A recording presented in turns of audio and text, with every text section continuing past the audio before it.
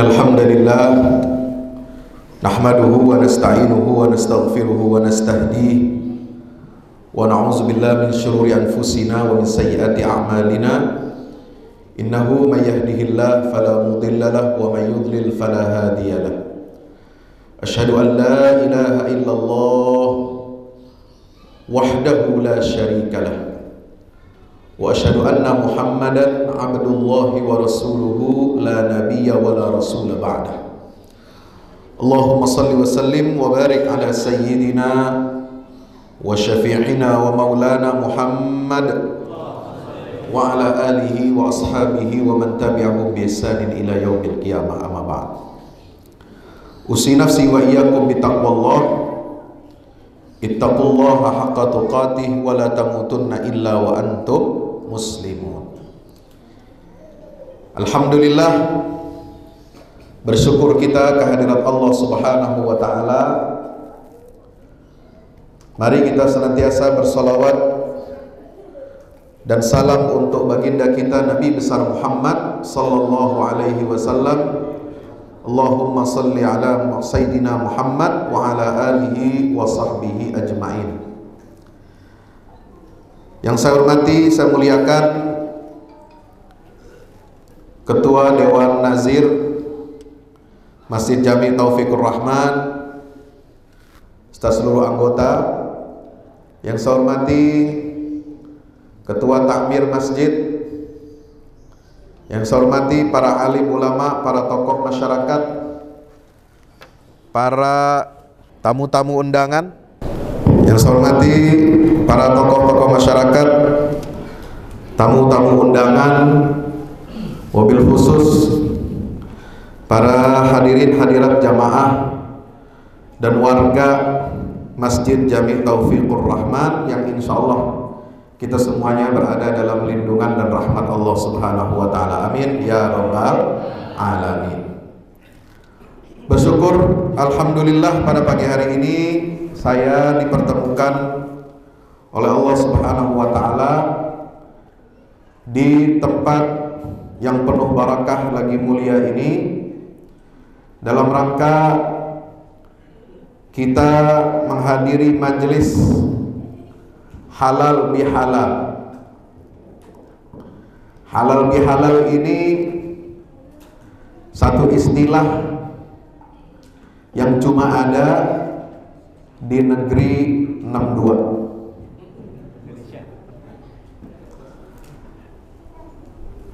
Istilah halal bihalal ini adalah dalam rangka kita menyambung tali silaturahim setelah kita di bulan suci Ramadan memperkuat tali hubungan kita dengan Allah, yaitu hablun minallah, dengan memperbanyak ibadah, dengan puasa, dengan salat tarawih, dengan bersedekah, dengan tilawah dan berbagai macam amal-amal ibadah yang lainnya. Maka di bulan Syawal ini alangkah eloknya, baiknya kita juga harus memperbaiki hubungan kita dengan sesama manusia, wabil khusus sesama umat Islam. Sehingga bukan hanya hablum minallah yang kita perbaiki selama di bulan suci Ramadan sebagai bekal kita untuk menjadi orang-orang yang bertakwa kepada Allah, tapi juga kita ingin melengkapi hablum minallah kita itu dengan hablum minan nas, hubungan yang baik dengan sesama manusia. Karena Syawal itu adalah bulan peningkatan kualitas ibadah.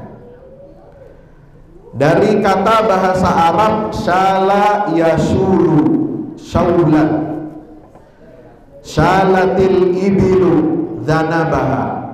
Ada ungkapan bahasa Arab, Bapak Ibu yang dirahmati Allah. Orang Arab biasa mengatakan syalatil ibilu dzanabaha. Unta mengangkat ekornya. Nah, kalau unta mengangkat ekor, maka manusia, kita sebagai hamba Allah yang telah ditempa sebulan penuh menjadi hamba Allah yang bertakwa kepada Allah Ta'ala, maka kita tugasnya adalah mengangkat dan meningkatkan kualitas ibadah kita kepada Allah. Itu satu. Kenapa harus ada halal bihalal? Yaitu untuk melengkapi hablum minallah kita dengan hablum minan nas. Yang kedua, kenapa kita mesti halal bihalal? Karena salah satu ciri orang yang bertakwa di dalam surah Ali Imran disebutkan wal afina 'anil nas. Alladzina yunfiquna fis sarra'i wad dharra'i wal kaziminal ghaiza wal 'afina 'anil nas. Ayat sebelumnya mengatakan apa? Wasari'u ila maghfiratin min rabbikum wa jannatin 'arduhas samawati wal ardu uiddat lil muttaqin.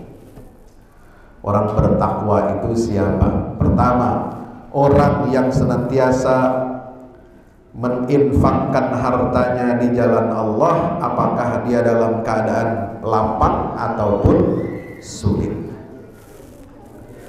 Yang kedua, orang yang bertakwa itu kata Allah adalah orang yang mampu menahan emosinya, menahan amarahnya. Yang ketiga, orang yang bertakwa itu adalah orang yang mau dan gampang memaafkan kesalahan-kesalahan orang lain, insya Allah. Maka di halal ini kita selain berdoa kepada Allah sebagaimana doanya para nabi dan sahabat Rasul, kalau silaturahim Idul Fitri mereka senantiasa berdoa kepada Allah sambil salaman, berpelukan, pelukan nama teman, bukan sama bini orang, bukan sama anak perawan orang. Berangkulan, berpelukan dengan yang laki dengan laki-laki, yang perempuan dengan perempuan. Nanti kalau di rumah, sampai di rumah, suami memeluk istrinya, orang tua peluk anak-anaknya, maka kita saling mendoakan taqabbalallahu minna wa minkum. Semoga Allah mengkabulkan atau menerima semua amal-amal kita di bulan Ramadan dari kami dan dari kalian semua.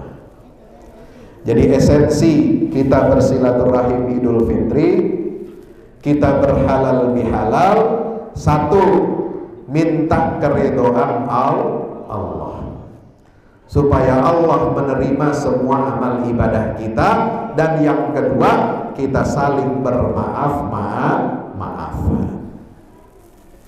Hadirin yang dimuliakan Allah Subhanahu wa taala, maka kita sebagai umat Rasulullah SAW ini, kenapa umat Islam ini disegani, ditakuti, disegani oleh lawan dan kawan, ditakuti oleh teman ataupun musuh? Karena kita umat Islam ini sebenarnya memiliki kekuatan yang tidak dimiliki oleh umat agama lain.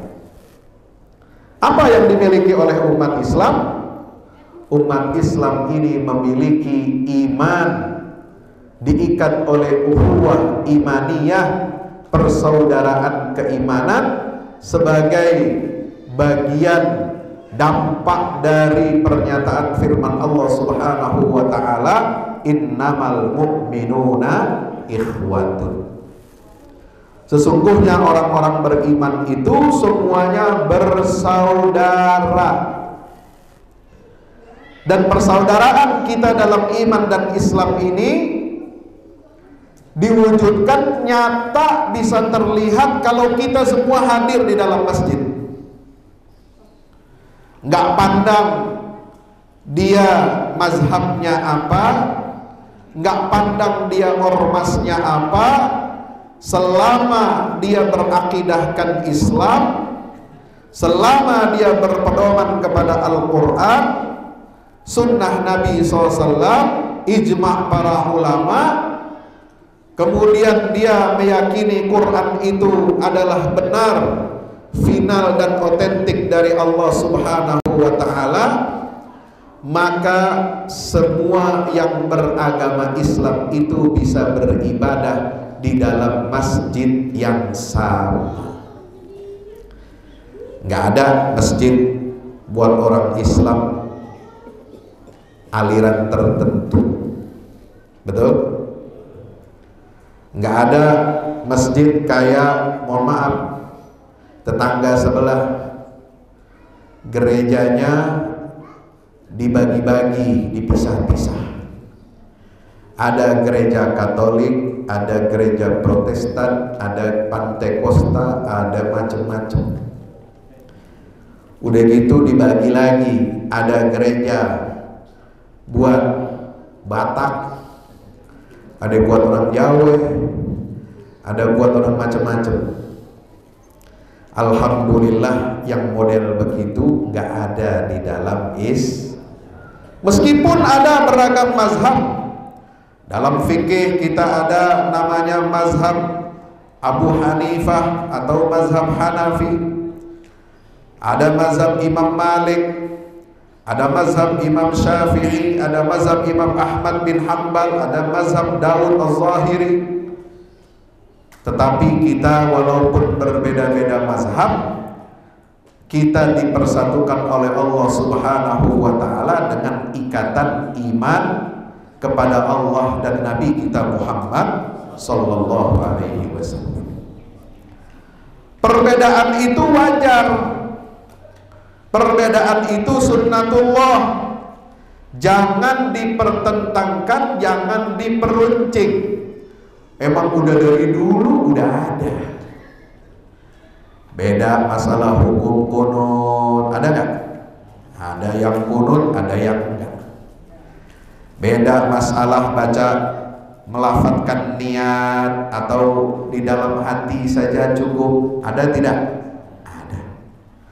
Beda dalam membaca basmalah, dijaharkan, dikeraskan atau disirkan, dilembutkan.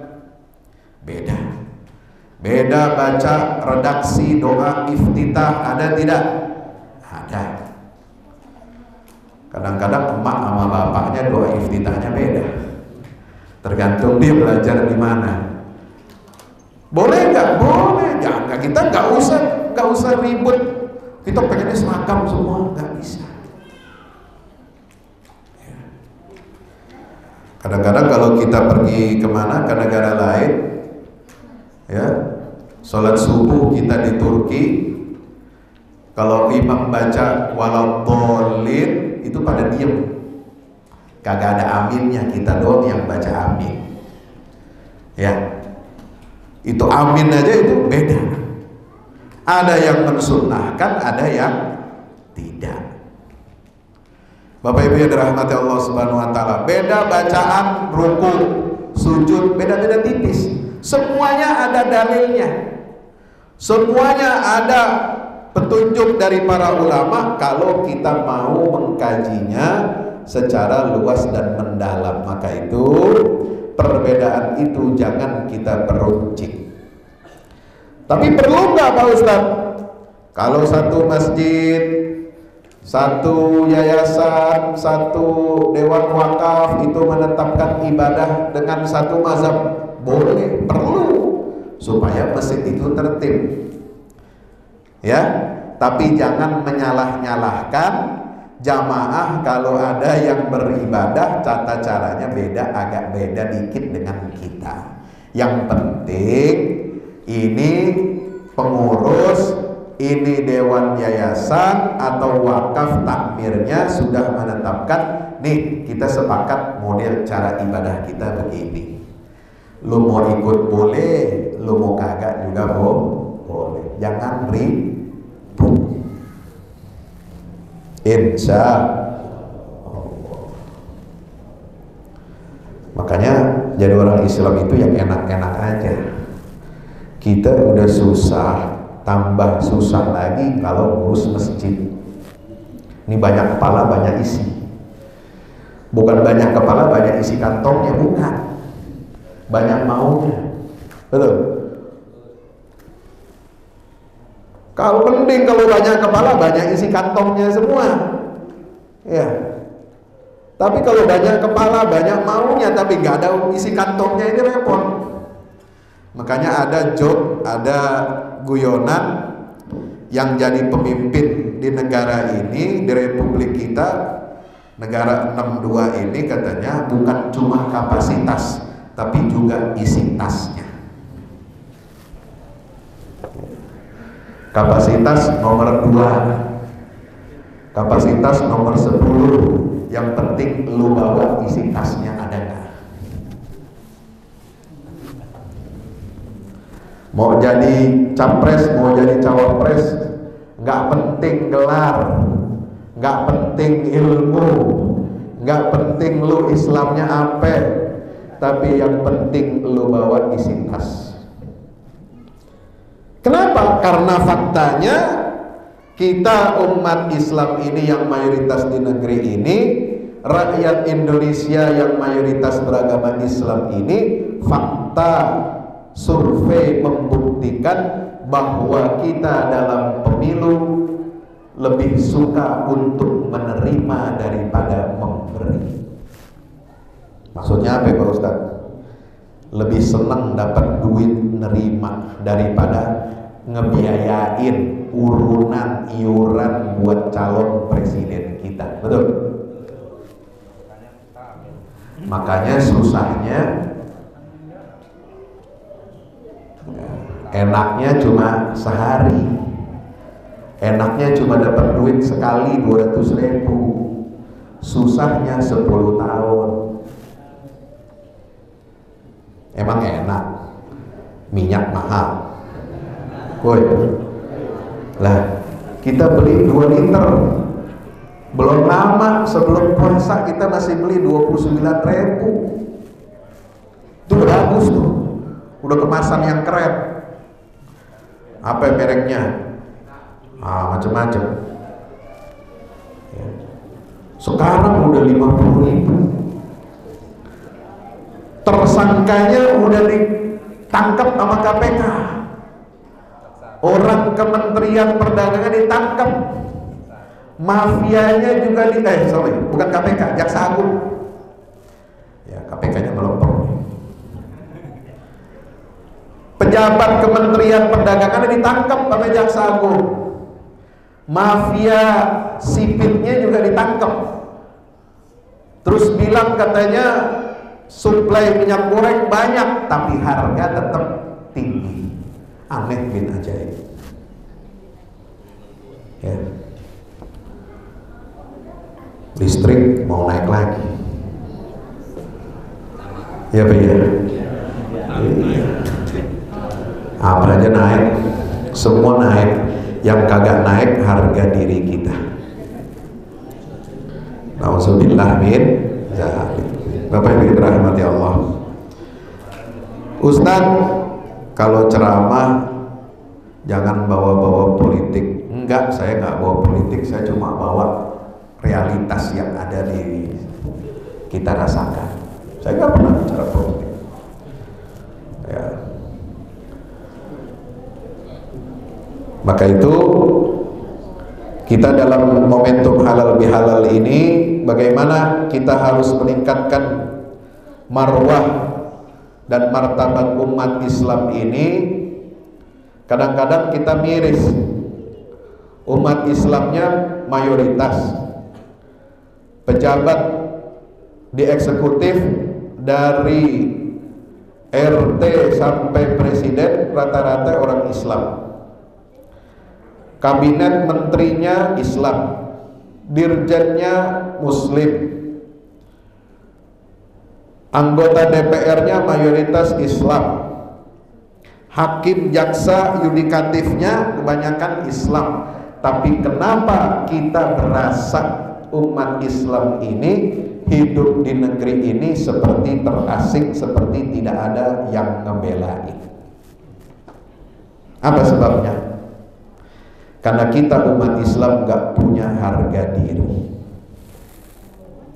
Kita tidak kuat, tidak mandiri secara ekonomi. Maka kalau kita ingin meningkatkan harga diri dan marwah umat Islam, kalau kita bicara silaturahim, ayo mulai dari yang kecil. Silaturahim bukan hanya kita cipika-cipiki, bukan hanya salam-salaman, bukan hanya rangkul-rangkulan kalau lebaran, tapi ayo silaturahim kita wujudkan untuk mengangkat izzahnya umat Islam. Ayo kita belanja di warung tetangga kita yang agamanya Islam.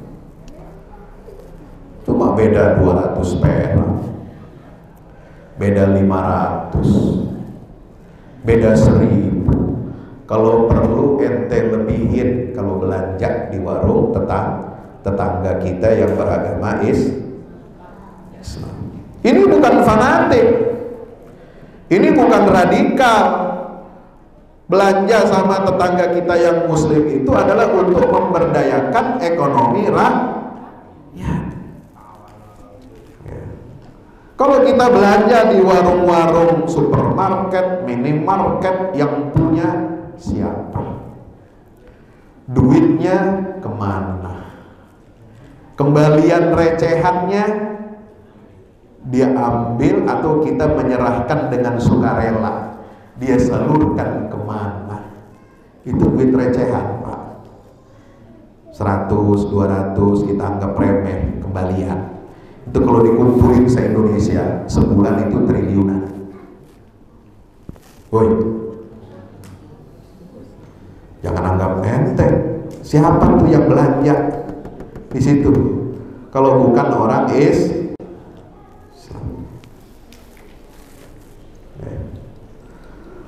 rokok misalnya, mohon maaf nih, ada ahli hisab di sini. Banyak. Kalau mazhab lebarannya rupiah, tapi kalau soal rokok ahli hisab ya. Rokok dalam fatwa MUI haram, diharamkan. Di Muhammadiyah haram, di Persis haram. Persis kan tahu ya, apa ya, subhanallah ya. Atau kalau di NU, hampir lembaga-lembaga fatwa di dunia ini memfatwakan rokok itu haram. Tapi kita kebanyakan orang Islam ngerokok. Dalam fatwa Majelis Ulama yang disebut dengan transaksi yang halal, investasi yang halal itu adalah kalau kita nabung uang itu di tempat bank yang betul-betul murni syariah dan investasinya tidak boleh bertentangan dengan hukum-hukum syariah. Maka yang namanya saham syariah, obligasi syariah, retail syariah itu nggak boleh investasi di barang-barang produksi yang haram. Termasuk kalau di Indonesia ini itu dimasuknya itu adalah produk rokok itu adalah saham yang haram. Nggak boleh kita investasi di produk rokok. Nah, pinternya ini cara ngakalinnya ya. Sekarang itu ada bank digital Dia bank tapi kagak punya kantor, online aja. Bank digital, syariah lagi. Namanya Aladin. Aladin itu Alauddin. Namanya nama Islam, betul. Tapi yang punya sipir. Yang punya pabrik rokok ada 10 merek. 10 merek pabrik rokok. Apa itu mereknya ya? Kemarin saya lupa, ada yang ngirim ke saya. Ya. Nanti bisa dicek ya, Bapak Ibu yang dirahmati Allah. Nah, intinya apa? Yang saya ingin katakan, umat Islam ini harus hati-hati. Ya. Ada swasta yang bikin pabrik rokok dengan sekian banyak merek. Saya sebutin mereknya kan? Hah? Sebutin kagak? Sebutin. Biar gak salah beli ya. Belum beli Samsung juga. Ame Jarum ya. Ini perusahaan rokok terbesar ketiga di Indonesia ya. Itu yang punya merek dagang Mina Jinggo, Aroma, Matra, Janaka, Marathon, Wali, Klasmel, Jezi, Top, Niko, dan Niki Super. Apa nama perusahaannya? Cari sendiri ya. Ini orang Islam gak boleh investasi saham, bikin rokok gak boleh, karena fatwa MUI-nya haram. Tapi pinternya dia, ini perusahaan dia bikin bank digital syariah supaya orang Islam nabung di situ, ujung-ujungnya ntar ngebiayain dia juga. La haula wala quwata illa billah. Ya, makanya kita umat Islam ini kadang-kadang harus introspeksi. Kita kadang mengeluh, kenapa sih umat Islam ini ekonominya masih di bawah terus? Mereka yang minoritas kok dapat ekonomi yang lebih besar porsinya dari kita. Kadang-kadang kita harus introspeksi, Bapak Ibu yang dirahmati Allah. Jangan suka menyalahkan orang lain terus. Tapi kadang-kadang kalau kita mau introspeksi dikit aja, yang bikin mereka kaya itu ya kita-kita juga. Tiap hari rokoknya sebungkus, sebulan 30 bungkus. Berapa duit sebulan kita nyumbang kepada perusahaan-perusahaan rokok yang dimiliki orang non-Islam? Udah bikin linting aja sendiri di rumah lo, beli tembakonya aja bikin linting sendiri, kayak zaman dulu kan begitu ya. Nah, jamaah yang dirahmati Allah Subhanahu wa taala, jadi silaturahim kita ini harus berdampak kepada kehidupan kita umat Islam. Bukan hanya kumpul di masjid, bukan hanya kita berdoa bersama, bukan hanya kita makan-makan silaturahim, tapi dengan kita niat bertemu dengan silaturahim pada hari ini, kita harus berkomitmen untuk apa? Mempersaudarakan umat Islam, membangun kekuatan umat Islam ini atas dasar ukhuwah di antara sesama umat Islam. Maka itu hadirin yang dimuliakan Allah, ini pelajaran yang pertama ya. Yang kedua, kenapa umat Islam mayoritas, pejabatnya mayoritas umat Islam, tapi rasa-rasanya kita hidup terasing atau sering kali kita mendapatkan ujian-ujian dari Allah? Karena kitanya, terutama orang yang dapat amanah, itu lebih cinta kepada dunia. Dia nggak bela Islam, dia nggak belain ulama, dia nggak belain Rasulullah, dia nggak bela kepentingan umat Islam, tapi yang dia takut adalah kalau kehilangan jabatan. Ini masalah. Coba lihat, semua partai politik rata-rata calonnya Islam.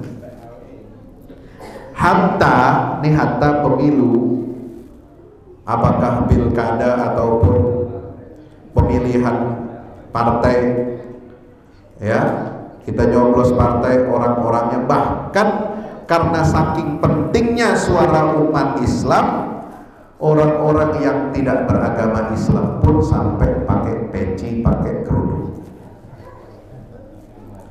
Kenapa? Karena suara kita itu penting. Tapi setelah dapat suaranya, kepentingan dan aspirasi umat Islam ini ditinggal. Lalu mereka sibuk dengan agendanya masing-masing, aspirasi mereka yang dibawa, yang diadopsi, sehingga kita umat Islam ini tinggal gigit jari.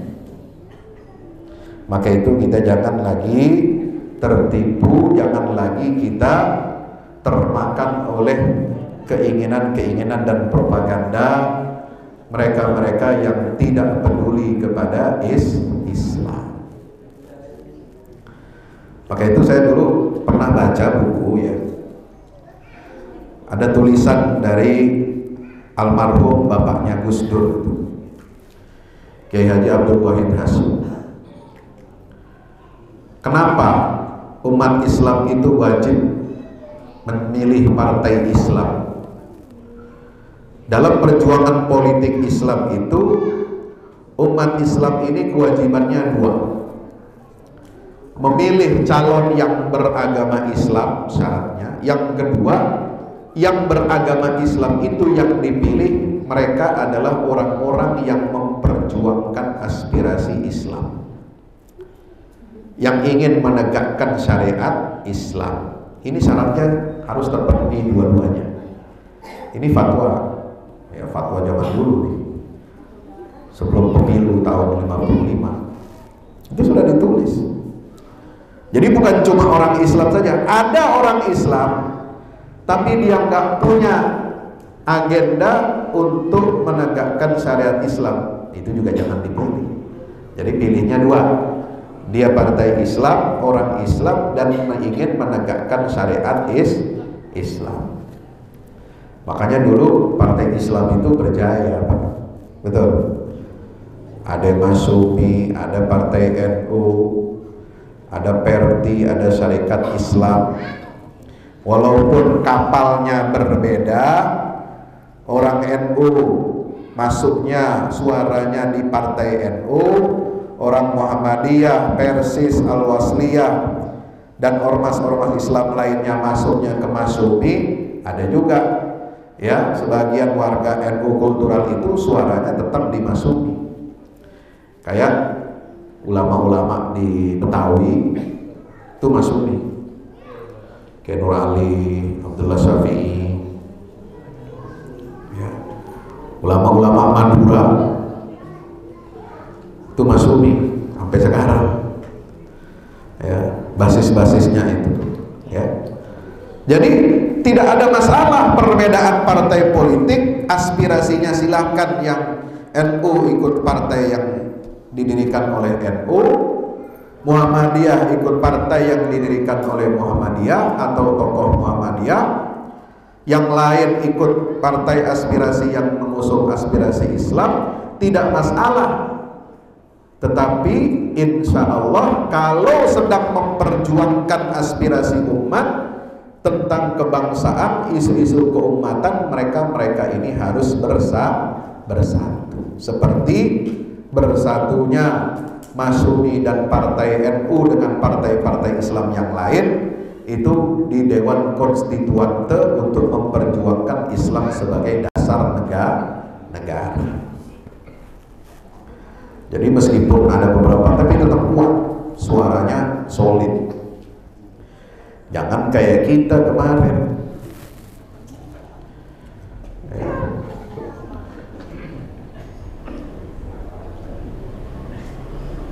ada partai Islam yang dukung Ahok kemarin itu. Ya, aneh bin ajaib.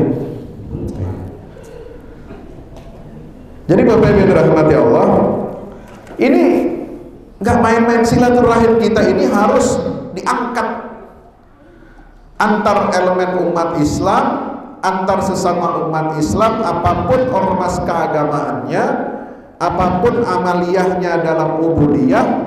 Kita boleh berbeda dalam amaliyah ubudiyah kita secara furu agama, tetapi kita harus bersatu, harus menunjukkan kebersamaan, kekompakan dan keharmonisan. Kita sama-sama membawa syiar ishadu bi anna muslimun. Saksikanlah bahwa kami ini adalah orang Islam. Sehingga apa? Orang lain segan nama kita. Insya Allah. Silaturahim umat Islam kita juga ini harus berdampak secara ekonomi dan politik. Ya. Jangan sampai kita dipecah belah oleh musuh. Jangan sampai kita dipecah belah oleh lawan-lawan kita. Ya. Isunya yang paling gampang memecah belah kita ini ya masalah furu agama. Ya. Giliran ada masalah perbedaan pilihan politik, calon dan lain sebagainya, maka untuk menjatuhkan dan mengalahkan pilihan calon yang lain, maka diangkatlah isu-isu murahan. Ini Aswaja, ini Wahabi, ini anu, dan lain sebagainya. Maka kita jadi kecil dan gak dapat apa-apa. Hadirin yang dimuliakan Allah Subhanahu wa taala, maka kita jangan mengulangi kesalahan-kesalahan, kekeliruan-kekeliruan kita yang sebelum ini. Maka dalam rangka kita Idul Fitri, kita harus kembali kepada fitrah. Apa fitrahnya umat Islam? Berukhuwah. Orang di luar Islam itu takut kalau umat Islam ini bersatu. Orang di luar Islam itu segan kalau kita ini kuat silaturahimnya. Orang di luar Islam ini takut dengan kebangkitan Islam kalau kita ini kompak bersatu. Ya. Kalau ada kedutaan Inggris, dia mengibarkan bendera pelangi yang diusung oleh LGBT, mereka bikin hari anti homofobia sedunia, maka kita harus kompak, apapun ormasnya, apapun lembaganya, apapun mazhabnya, kita harus menolak dan mengecam keras tindakan provokasi yang dilakukan oleh kedutaan Inggris. Setuju?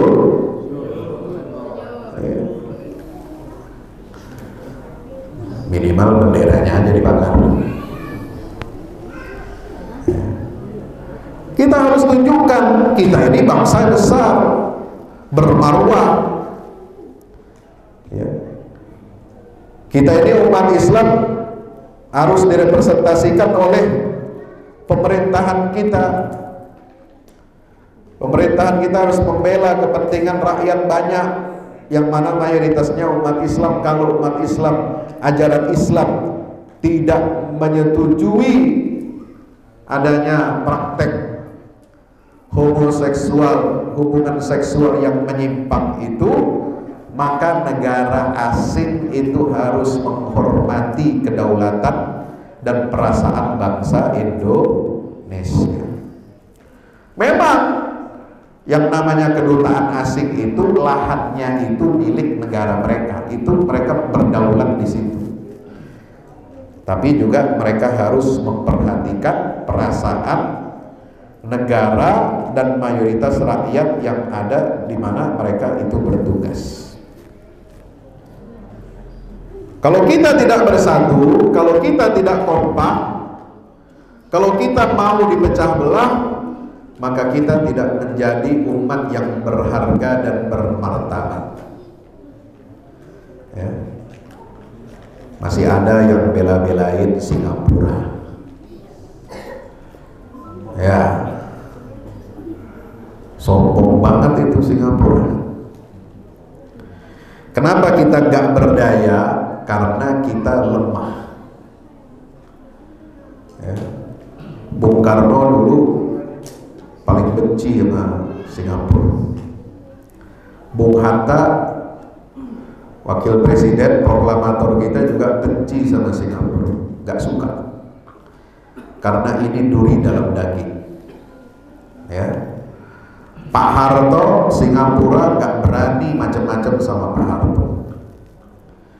Tapi setelah reformasi, ya, kita ini, negara kita ini, saya dapat laporan bahwa negara terbesar yang memberi hutang kepada Indonesia itu adalah Singapura.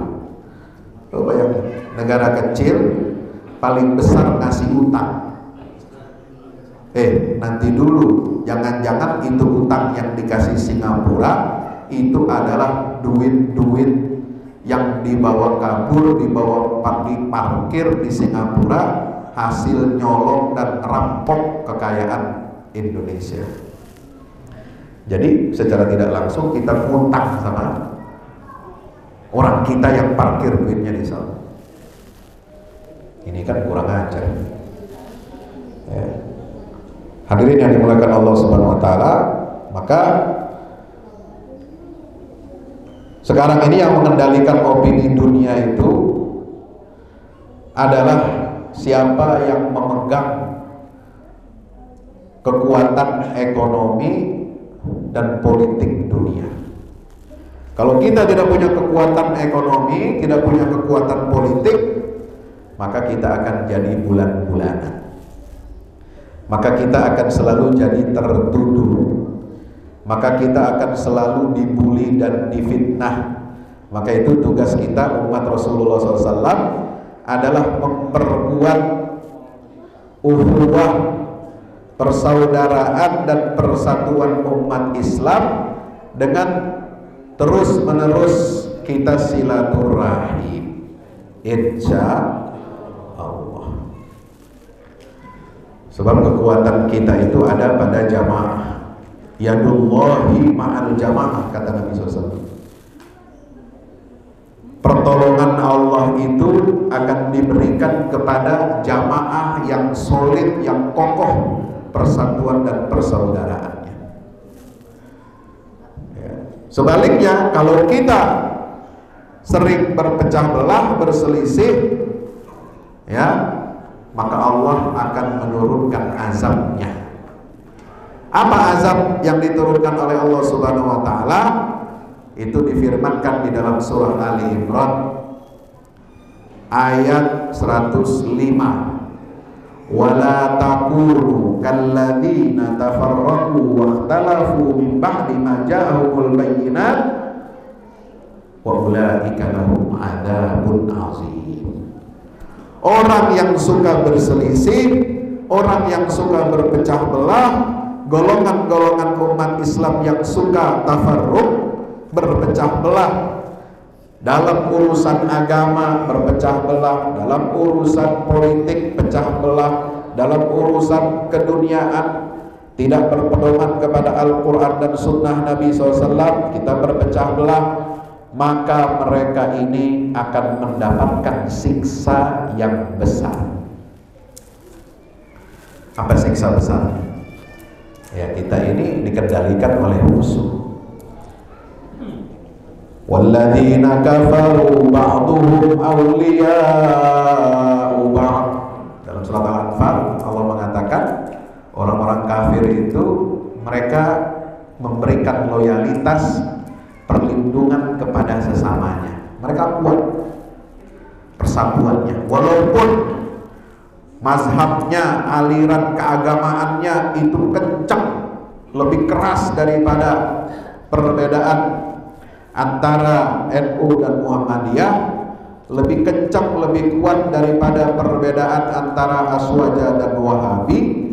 Tapi orang-orang kafir ini mereka mau bersatu dan saling melindungi kalau dia berhadapan dengan umat Islam. Itu ya.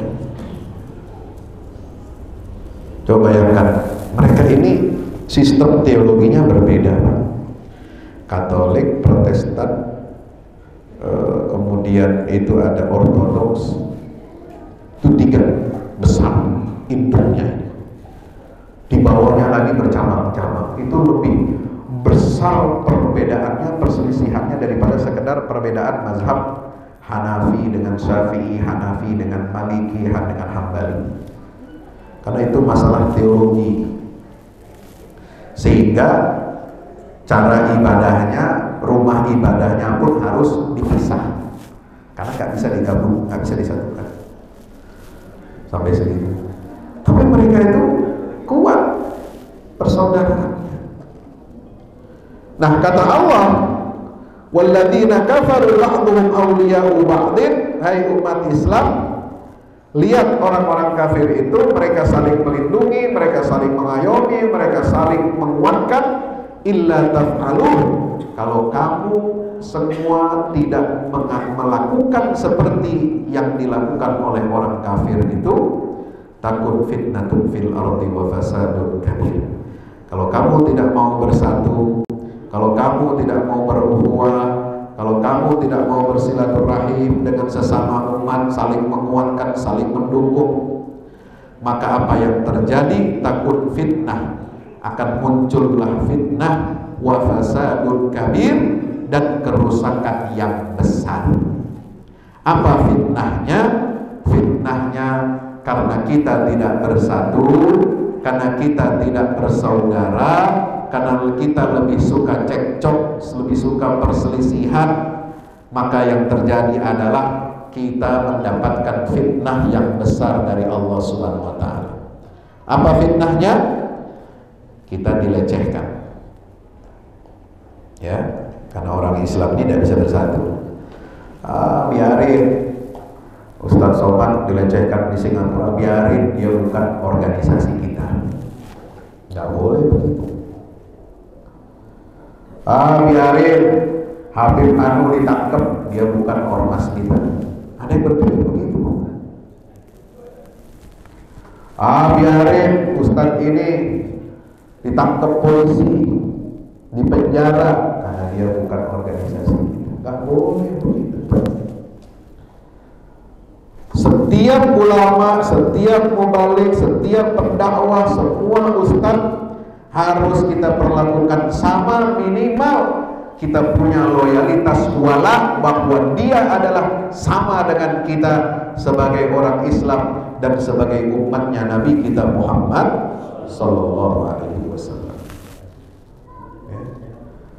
Kalau umat Islam ini, masyaallah saya dirahmati Allah, tidak bersatu, maka kita yang akan dilumpuhkan dan kita akan digerogoti kekuatan kita akan dihancurkan.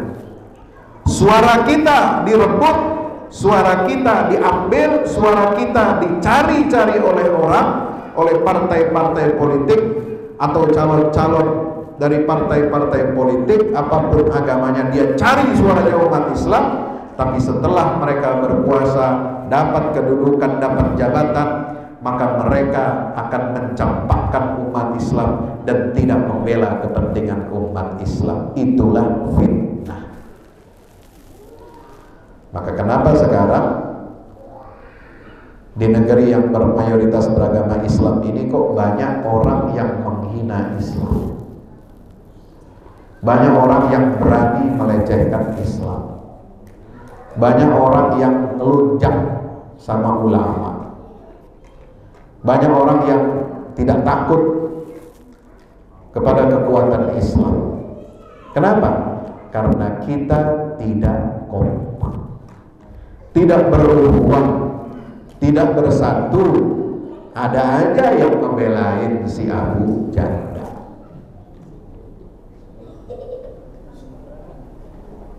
ada aja yang membelain LGBT, tapi giliran ulama nggak dibelain. Ada yang nyinyir, aduh kesian saya. Ini ngegosip, ya.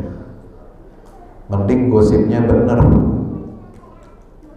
Ya, bukannya membela, melindungi, menjaga harga diri sesama orang Islam, bahkan sesama bangsa dan rakyat Indonesia, malah membuat tamsil perumpamaan yang menyakitkan.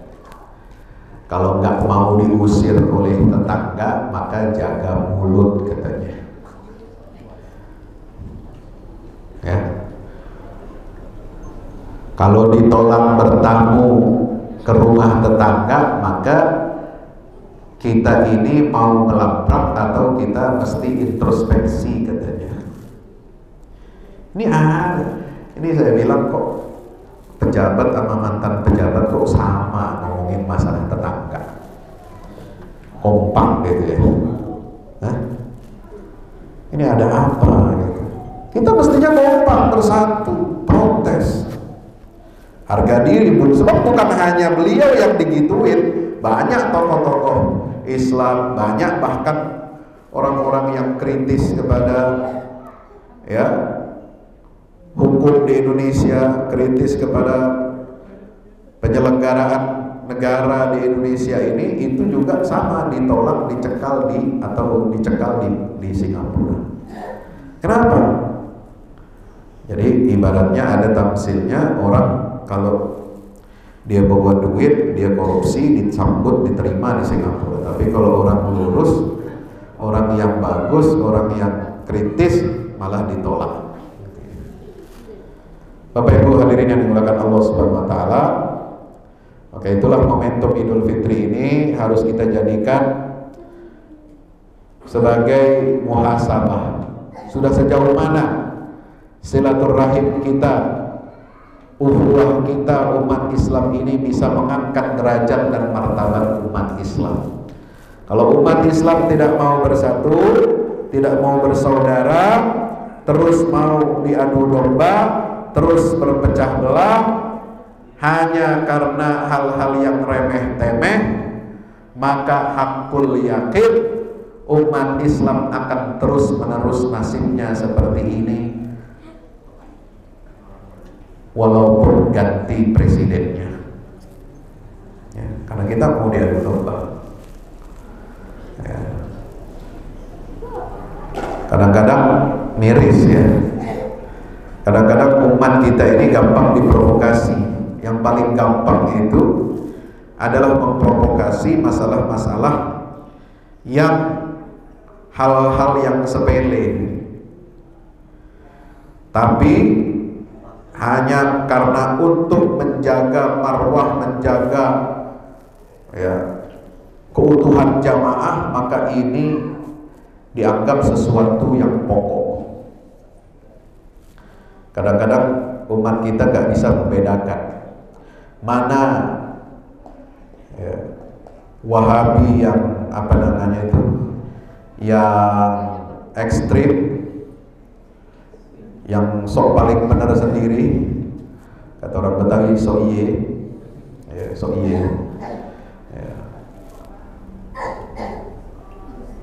datang sholat berjamaah, tapi kalau yang ceramah bukan ustadznya, mundur tuh belakang, kabur. Itu sok iye namanya. Kadang-kadang nggak bisa bedakan mana Wahabi yang ekstrim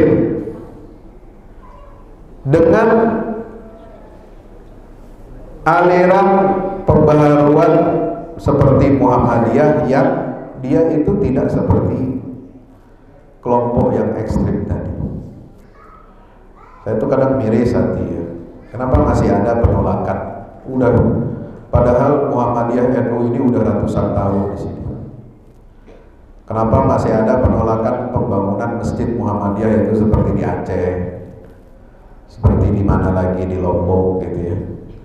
Padahal sama-sama kita yang berjuang untuk menegakkan syariat Islam di bumi pertiwi kita ini di Indonesia. Udah gak zamannya kita terus mempertentangkan antara NU dan Muhammadiyah.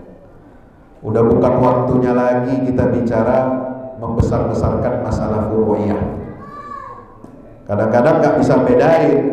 Ya kalau nggak kunut situ sama-sama semuanya dianggap sama rata.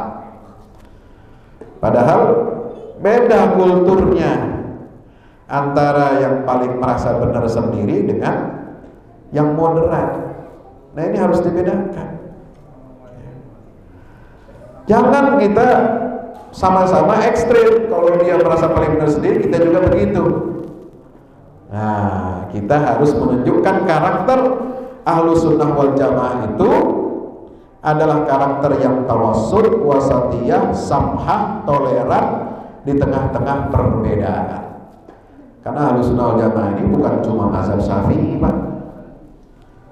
Yang Ahlus Sunnah wal Jamaah ini ya Hambali, ya Maliki, ya Hanafi, itu Ahlus Sunnah wal Jamaah. Akidahnya ada yang Asy'ari, ada Maturidi, ada Atsari, itu juga Ahlus Sunnah wal Jamaah. Maka kita harus berlapang dada, jangan memaksakan kehendak. Mereka tidak boleh memaksakan kehendak kepada kita, kita pun jangan memaksakan kehendaknya kepada orang lain. Bersatu di dalam akidah, berbeda di dalam mazhab itu biasa. Maka dalam kesempatan silaturahim Idul Fitri ini, ayo kita sama-sama saling mengingatkan diri kita, yang kita lawan musuh kita bukan sesama Islam. Yang kita lawan musuh kita itu bukan sesama ormas Islam, tapi yang kita lawan adalah ketidakadilan dan kezaliman yang menimpa umat Islam. Apapun ormasnya, apapun mazhabnya, kita harus bersatu, kita harus kompak, kita harus bahu-membahu untuk meninggikan kalimatullah, untuk kemuliaan Islam dan umat Islam. Ya, maka itu jangan kita setelah dipersatukan oleh Allah dengan Islam ini, jangan kita mundur lagi ke belakang. Wala takunu, kata Allah, minal ladzina tafarraqu wakhtalafu, termasuk orang yang berpecah belah dan berselisih, min ba'di ma ja'ahumul bayyinat, setelah datang tanda-tanda bukti kebenaran dari Allah. Faulaika lahum adzabun azim, sebab orang-orang yang berselisih dan berpecah belah itu mereka akan mendapatkan siksa yang berat di hari kiamat. Ya. Orang yang suka berselisih, berpecah belah, itu akan mudah mendapatkan siksa Allah. Apa contohnya? Zaman dulu ini, kata Buya Hamka, itu ditulis dalam Tafsir Al-Azhar. Dulu umat Islam diadu domba menghadapi komunis. Padahal mestinya umat Islam ini kompak, sekata, ya, satu pandangan untuk mengharamkan komunisme. Ya. Kalau Bung Karno dulu di zaman Orde Lama, demokrasi terpimpin, dia melontarkan istilah komunisfobia. Ya, semua yang berbau komunis ini kita benci, kita takut. Karena komunisme ini mengajarkan kita untuk tidak bertuhan, tidak mau menggunakan syariat Allah. Dia melecehkan agama, melecehkan Allah, melecehkan Rasul, dan seterusnya. Nah, ulama yang mengharamkan komunisme ini, kata Buya Hamka, yaitu dikucilkan, disudutkan, dipecah belah. Maka ada golongan yang Islam mencela sesama Islamnya hanya gara-gara kepentingan politik. Tapi ternyata orang yang mencela sesama Islam, mencela ormas Islam yang tidak mau ikut apa kata maunya Bung Karno, pemerintahan Orde Lama saat itu, akhirnya dia kena apa ya? Kena tulangnya, kena musibah, kena balaknya. Apa? Ada di antara keluarganya, disebutkan situ Buya Hamka menulis ya, anaknya terlibat dalam pemberontakan komunis. Jadi kan ini bikin malu. Katanya Islam harus tegas kepada komunis, Islam tidak mengakui komunisme, ya. Kita hanya bersekutu, berkoalisi saja, tapi kita tidak menyetujui perbuatannya. Tapi ternyata anak kandungnya sendiri itu terlibat dalam gerakan Gestapo. Nah, inilah yang kemudian menimbulkan rasa malu, ya, bagi orang tuanya. Maka itu kita harus bersaudara dengan sesama umat Islam, ya. Semboyan kita dalam Al-Quran kan jelas, asyidda wa 'alal kufar ruhama'u bainahum. Tegas kepada orang kafir, bukan memusuhi, ya. Islam itu ada istilah kafir, tapi bukan untuk memusuhi mereka, bukan untuk memerangi mereka, tidak. Tapi kafir itu istilah yang ada dalam Islam, dalam Al-Quran, untuk menegaskan bahwa akidah kita ini satu-satunya yang diridhoi oleh Allah. Di luar Islam itu ya kafir. Tapi bukan berarti kata kafir itu untuk menjelekkan, merendahkan non-muslim, apalagi untuk memerangi mereka karena kekafirannya. Tidak. Dalam Islam tidak ada perintah jihad, perang di jalan Allah untuk membunuh orang kafir karena kekafirannya. Bukan. Nggak ada ayatnya. Waqatilul musyrikina kafatan kama yuqatilunakum kafah. Perangilah orang-orang musyrik secara total sebagaimana mereka memerangi kamu. Jadi alasan kita memerangi orang musyrik itu kalau mereka menyerang dan membunuhi umat Islam, maka itu dalam rangka membela diri, bukan agresi. Bukan kita yang mulai, bukan kita yang ingin membunuh mereka karena kekafirannya.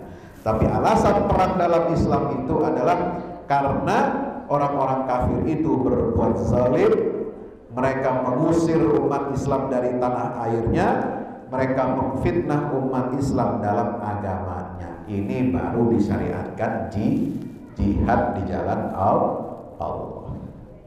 Makanya orang Islam itu paling toleran, Pak. Zaman Nabi punya kekuatan di Madinah. Kalau memang Islam itu radikal, Islam itu intoleran, maka seluruh orang-orang Yahudi dan Kristen di Jazirah Arab diperangi dan dibunuh oleh Nabi. Tidak. Nabi masih bertetangga dengan orang Yahudi, tapi Yahudi yang baik. Kalau Yahudi yang jahat udah diusir keluar dari Madinah karena mereka melanggar perjanjian Fakta Pertahanan Madinah. Mereka bersekongkol dengan orang kafir Quraisy. Itu alasan orang Yahudi diusir, karena mereka memusuhi umat Islam. Mereka melanggar hukum-hukum Fakta Pertahanan bersama yang ditandatangani bersama Rasulullah Sallallahu Alaihi Wasallam. Makanya mereka diusir. Tapi kalau Yahudi yang baik, bertetangga dengan Nabi baik, mereka hidup berdampingan dengan Rasulullah.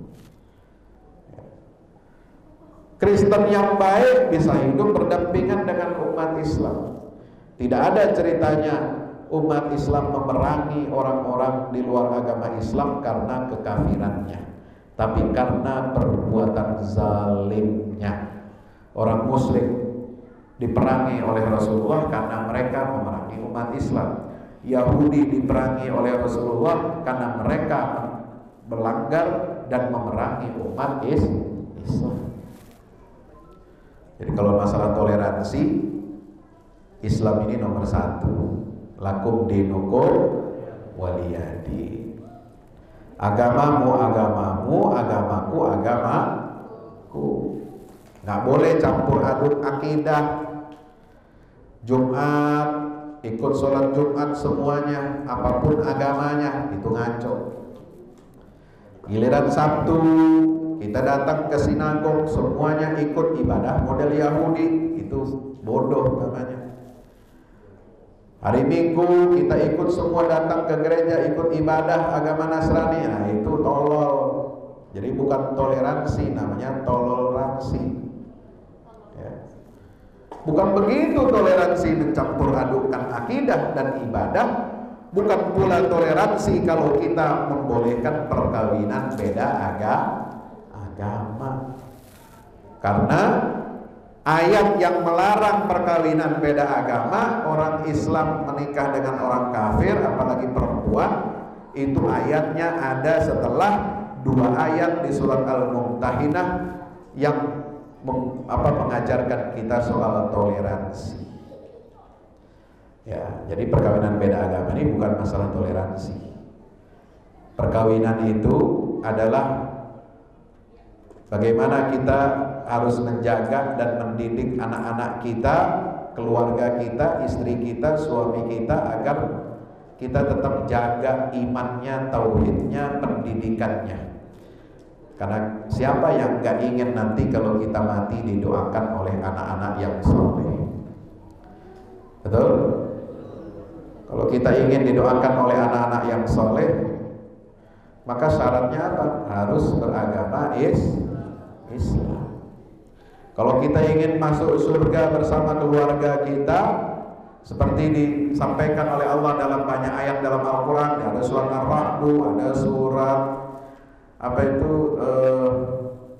di akhir-akhir ya, di juz 27 ya, surat At-Tur, walladzina amanu wattaba'athum dzurriyyatuhum biimanin alhaqna bihim dzurriyyatahum wa ma alatnahum min amalihim min syai'. Itu syaratnya masuk surga sekeluarga bersama anak cucu, bersama orang tua, bersama kakek nenek moyang kita, sampai anak cucu dan pasangan kita semua.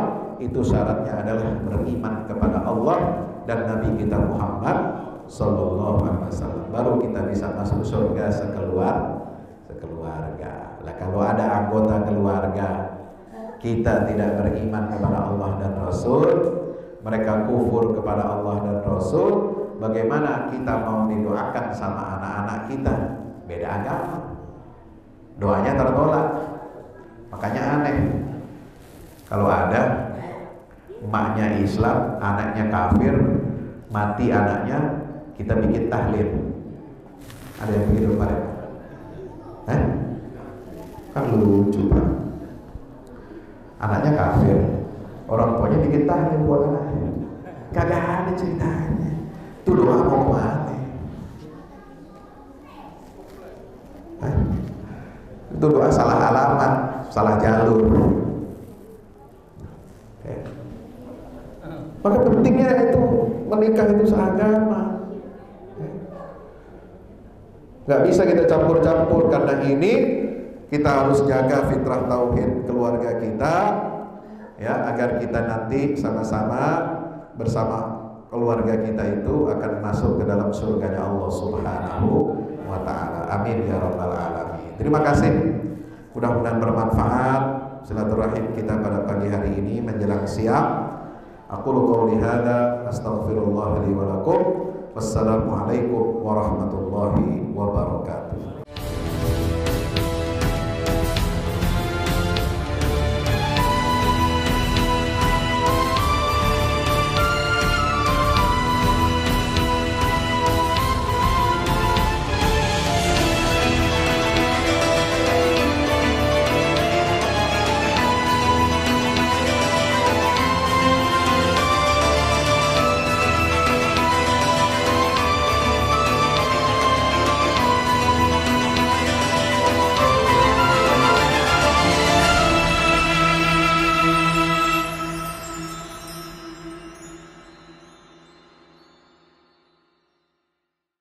Assalamualaikum warahmatullahi wabarakatuh. Alhamdulillah kita udah selesai pengecoran rooftop ya. Itu tangga buat ke bawah. Yang ini di atas buat toren 2 biji. Ini semua udah dikeliling tembok. Ya, ini untuk lantai paling atas buat futsal, buat jemuran, buat tanaman hidroponik juga ntar insya Allah ya. terus support ya teman-teman. Alhamdulillah terus selesai pengecorannya semuanya. Ya, ini progres kita terbaru. Dan jadi buat olahraga, buat utilities ya, multiguna. Nah, kita turun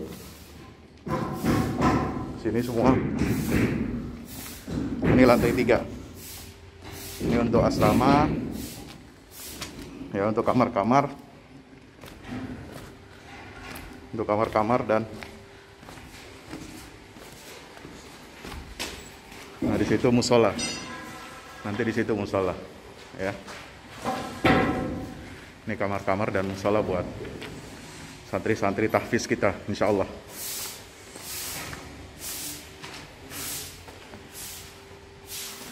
Nah, ini lantai 2 kita turun.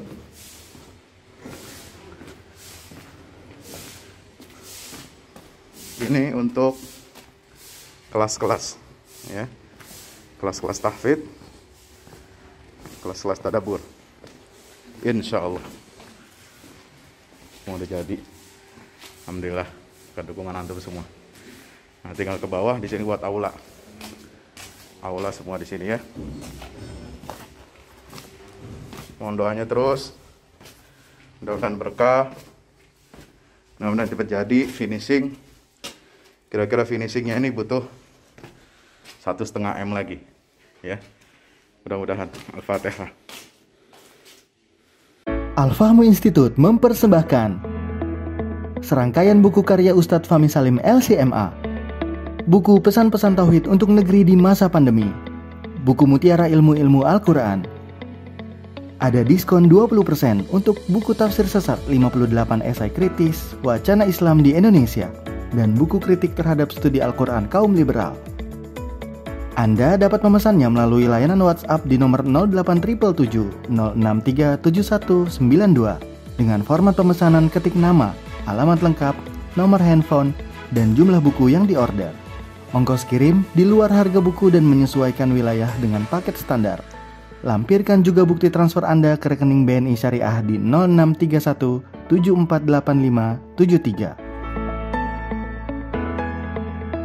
Tunggu apa lagi?